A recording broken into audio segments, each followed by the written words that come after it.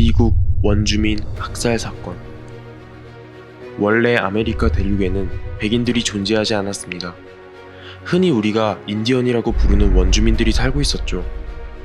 원주민 학살 사건을 알아보기 위해서는 그 배경을 이해할 필요가 있어 먼저 그 줄기를 타고 올라가 보겠습니다.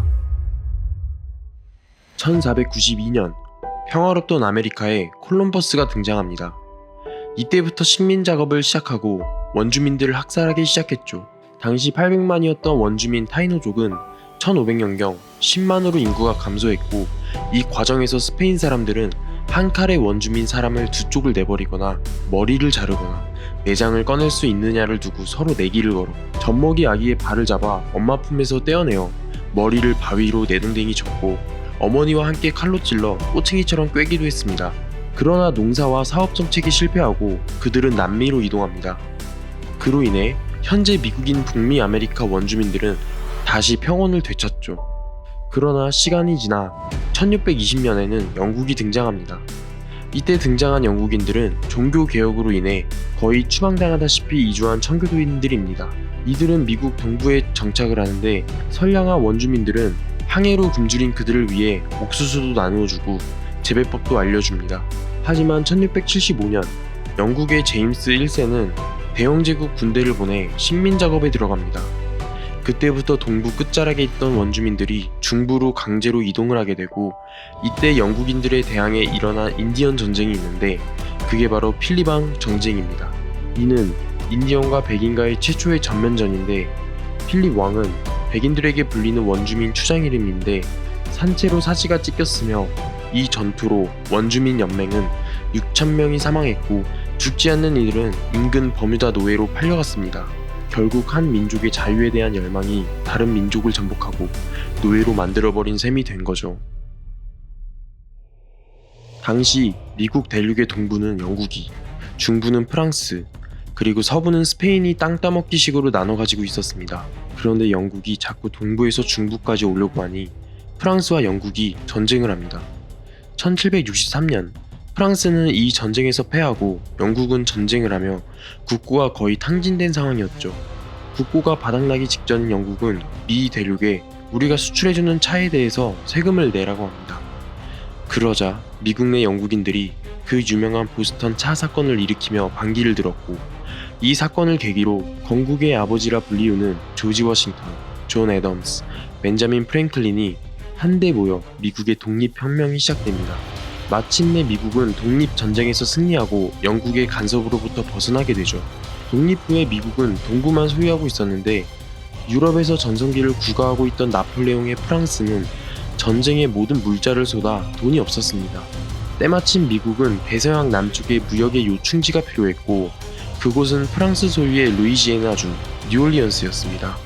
당시 미국의 3대 대통령 토마스 제퍼슨은 프랑스에 1,000만 달러의 거래를 원했는데, 나폴레옹은 500만 달러를 더 받고 1,500만 달러의 루이지애나주를 다 주겠다고 합니다.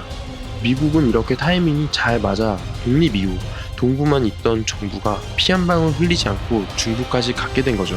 당시 미국은 땅만 넓고 인구가 없던 게 문제였습니다. 그래서 그 유명한 아메리카 드림이라는 국가 마케팅을 시행하고 전 세계에 알리죠. 유럽은 전쟁터나 다름이 없었고, 빈부격차와 종교 탄압에 인종차별까지 극도로 심화가 된 상황이었는데, 때문에 미국 땅은 유럽인들에게 굉장한 매력으로 다가왔죠. 이 기가 막힌 정책으로 미국은 독립 당시 300만의 인구가 이민자들 덕에 3,800만으로 폭발적으로 상승했습니다. 이와 관련된 영화로는 배경 연도는 다소 차이가 있지만 레오나르도 디카프리오 주연의 타이타닉, 톰 크루즈 주연의 파 앤드 어웨이가 있습니다. 당시 상황을 잘 재현하며 그들은 그들의 이동을 꿈이라 했고 위대한 사랑이라며 낭만적인 대서사시로 잘 포장했습니다. 하지만 그건 온전히 그들의 입장이죠. 그 땅은 원래 누구 땅이었나요? 이런 아메리카 드림의 이면에는 중부로 강제 추방이 됐던 아메리카 원주민들의 비극이 있었다는 걸 알고 계셨나요? 1830년 미국의 7대 대통령 앤드류 잭슨의 주도하에 인디언 이주법을 규정하고 강제 집행을 시작합니다. 미국은 원주민들을 모두 미시시피강 서쪽으로 이주시킬 계획이었고, 그곳에서의 삶을 보장해주겠다고 약속하며 합의를 했는데, 과연 백인들이 그 약속을 지켰을까요? 그들은 협정과 동시에 학살을 시작합니다. 미국은 체로키 인디언 15,000명을 2,000km나 떨어진 오클라호마주의 인디언 보호구역으로 강제 이동을 시키는데 기병대에 쫓겨 4,000명이 이동 중에 겨울 추위와 굶주림, 질병들로 죽게 됐죠. 이게 그 유명한 원주민들의 눈물의 길입니다. 흔히 교회 성가로 알려져 있는 어메이징 그레이스는 눈물의 길에서 죽은 자의 명복을 비는 체로키족의 피 맺힌 기도의 노래입니다. 이어서 샌드크리크 학살 사건이 발생하는데 콜로라도주의 샌드크리크에 있는 인디언 촌락에 아라파오족과 샤이엔족의 당시 남자 장정들이 사냥을 떠난 사이에 미국 기병대가 습격을 하여 280명의 부녀자 및 어린아이들을 기습적으로 몰려와서 전원 학살하였습니다. 당시 미국은 원주민들과 신사협정을 맺고 있었는데 미군 기병대 대장 존 치빙턴 대령은 알을 그대로 두면 이가 되는 법이라며 이를 무시하고 몰살시켜버린 거죠. 그는 인디언의 머리가죽을 모을 계획이라고 떠들고 다니며 무차별적인 사륙을 했는데 원주민 부녀자들이 여자라는 것을 알리기 위해 몸을 드러내고 살려달라 애걸했으나 모조리 쏘아 죽였고 죽은 사람 모두 머리가죽이 벗겨졌으며 한 임산부는 배가 갈라져 있었고 태아가 옆구리에 놓여져 있었다고 합니다. 안전보장 서약을 믿었던 원주민 추장의 시체는 성기가 잘려 한 미군의 담배산지를 만드는 데 사용됐다고 합니다. 20세기 직전인 1890년 12월에는 미국인들의 운디드니 대학살 사건이 있었습니다. 이들은 원주민들이 상처 입은 무릎이라는 뜻인 운디드니라는 성지에서 영혼의 춤이라는 의식을 거행하는 게 자신들에 대한 불복종으로 해석해 금지시켰으나 원주민들은 이를 따르지 않았고 이에 백인들은 1시간 동안 총을 난사해서 그곳에 있던 원주민 300명 이상을 사륙합니다.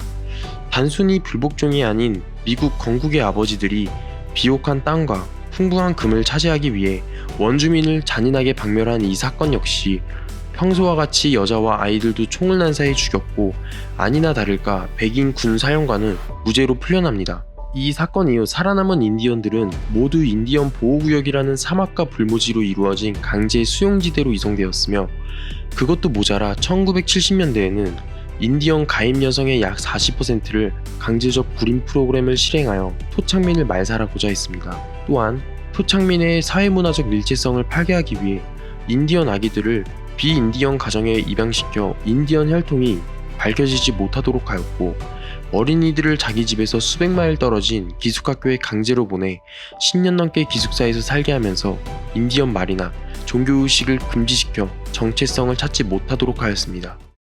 케빈 코스트너가 주연한 늑대와 춤을 영화를 보면 야만적인 악당의 이미지가 아니라 자연과 하나 되어 살아가는 서부 수족의 순수하고 인간적인 모습을 그리고 있었으며 지난 300년 동안 백인들은 그들의 신대륙 침략을 합리화하기 위해 미개척지 대륙을 개척하고 야만인을 개화시키는 선한 이미지로 자신들을 포장하고 왜곡해왔음을 보여주고 있습니다. 역사란 보는 관점과 상호 간의 이해 속에서 쓰여져 훗날의 교훈이 될 수 있도록 해야 합니다. 어쩌면 강자의 이야기만 들어왔기에 잘 모르고 있던 역사들 하나하나를 우리 스스로 조금 더 다양한 측면으로 해석해보는 것은 어떨까요? 지금까지 아메리카 원주민들의 조상 대대로 살아온 땅을 내주고 결국 절멸에 이른 토착민들의 가슴 아픈 서러운 이야기였습니다.